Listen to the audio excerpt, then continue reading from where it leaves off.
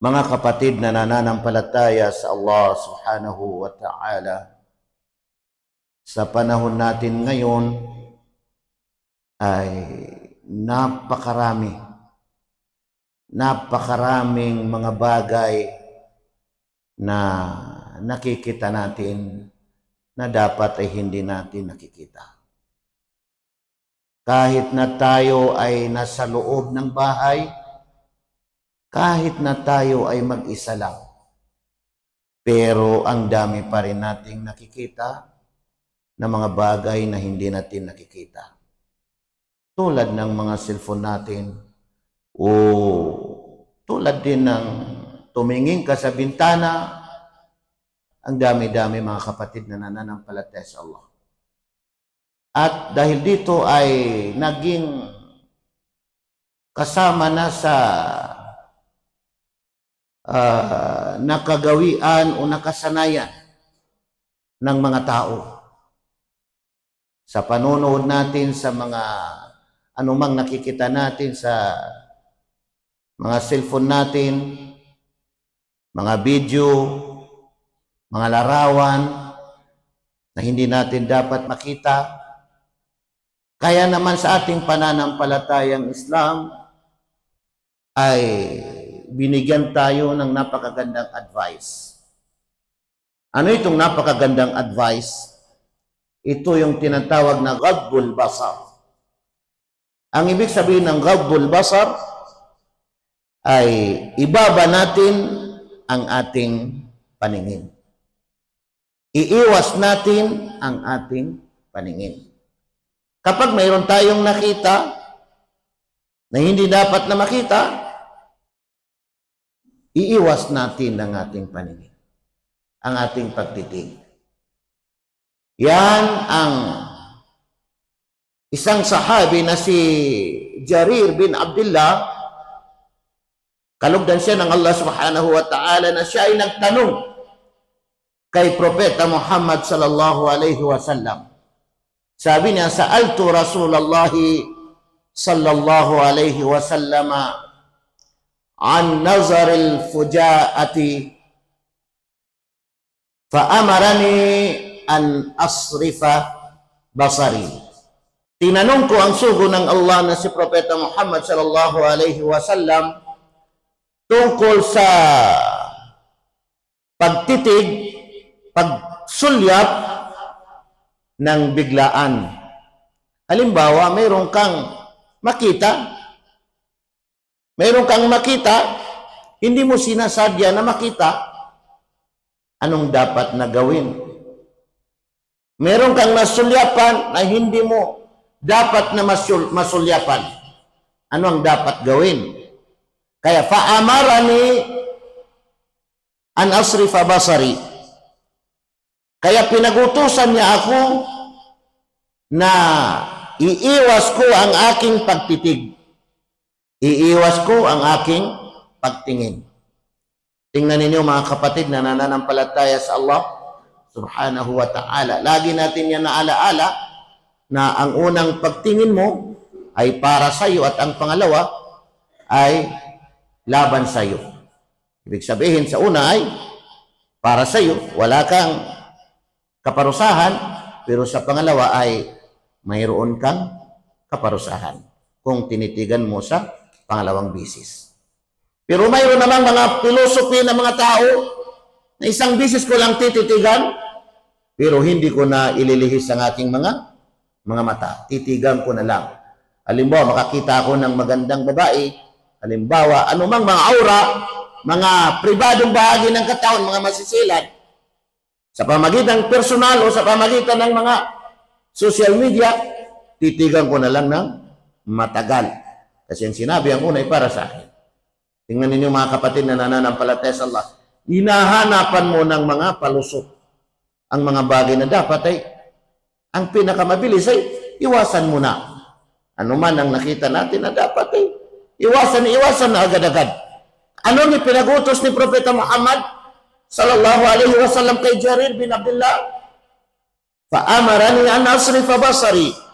Pinagutusan niya ako na iiwas ko na, ilihis ko na agad ang aking paningin, ang aking pagtitig. Ibig sabihin ay wag ipagpatuloy. Nakita mo, nasulyapan mo, iiwas mo na agad. Huwag ka nang humanap pa ng mga reason o mga dahilan. Kasi naghanap ka lang ng dahilan. Pero ang gusto mo ay gusto mo rin talaga yun eh. Ganun lang talaga. Ang gusto mo eh. Kaya naghahanap ka lang ng dahilan para may sabatas mo sa sarili mo yung mga bagay na gusto mo.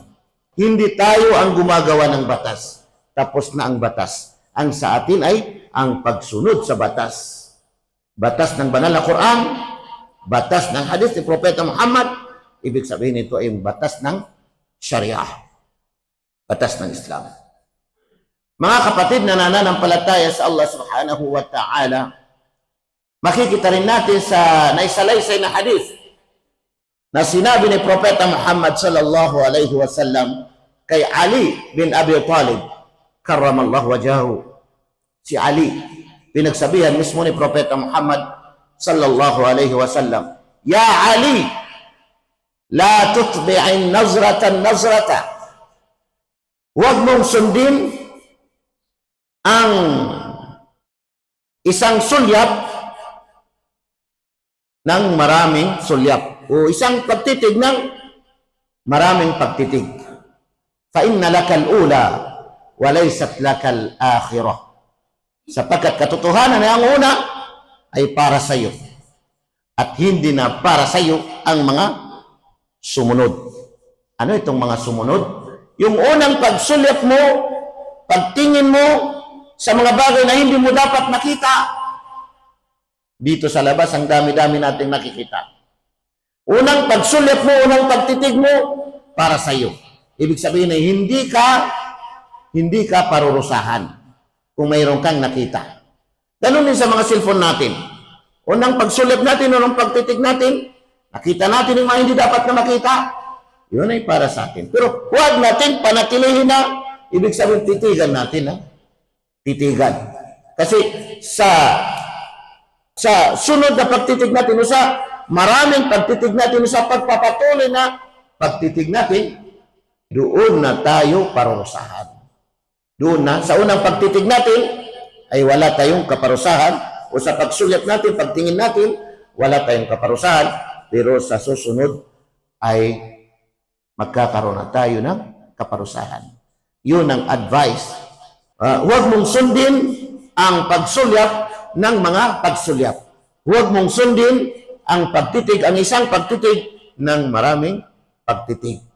Dahil ang una ay para sa iyo at ang mga sumunod, ang mga iba ay hindi na para sa iyo.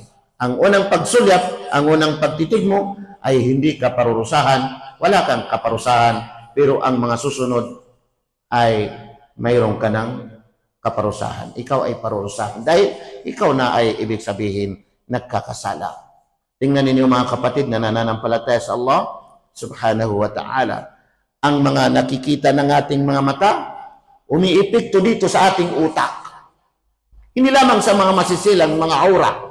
Ano man ang nakikita natin, mga napapanood natin, kahit sabihin natin na maganda, pero ang mga may dudulot nito ay patungo sa hindi maganda, umiipikto sa ating utak. Umiipikto sa ating puso. Bagamat masisira ang ating matutuwid na pag-iisip, masisira ang ating mga matutuwid na inumpisahan ng magagandang bagay. At masisira ang ating puso dahil magkakaroon tayo ng galit, magkakaroon tayo ng inggit, magkakaroon tayo ng puot na samantala ay nasa atin naman ang dahilan. Dahil lang sa pagtitig natin, dahil lang sa panunood natin, dahil lang sa pagbasa natin, dahil lang sa obserbasyon natin na ang akala natin ay yun na yung tama ang obserbasyon natin. Pero hindi pala. Tingnan ninyo mga kapatid na nananampalataya sa Allah.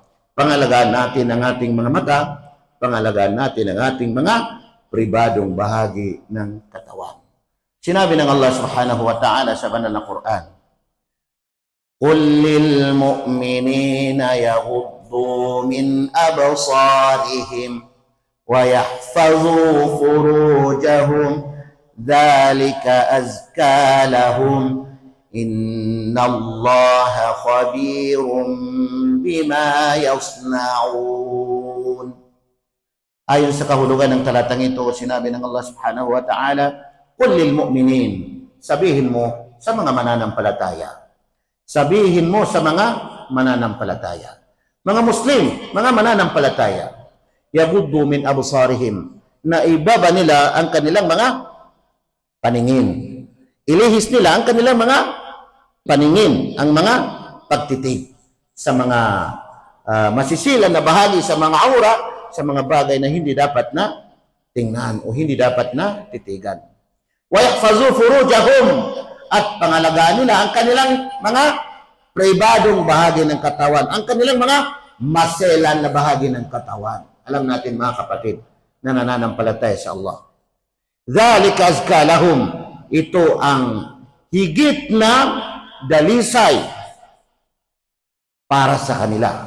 Nakakadalisay para sa kanila. Inna Allah khabirun bima yasna'un.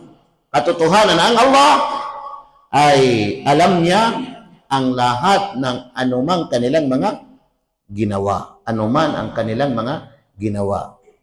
Iniwasan nila ang mga dapat nilang iwasan. Alam ng Allah subhanahu wa ta'ala. Hindi nila iniwasan ang dapat na iwasan nila, alam ng Allah subhanahu wa ta'ala. Kaya sa madaling salita, mga kapatid na nananampalataya sa Allah subhanahu wa ta'ala, ibaba natin, iiwas natin ang ating mga paningin. Hindi lamang sa mga masiselan na bahagi ng katawan, kundi sa mga bagay na alam natin na makakasira sa ating mabuting pag-isip at makakasira sa malinis ng ating puso, ang ating dibdib. Aqulu qawli hadha wa astaghfirullah li wa lakum.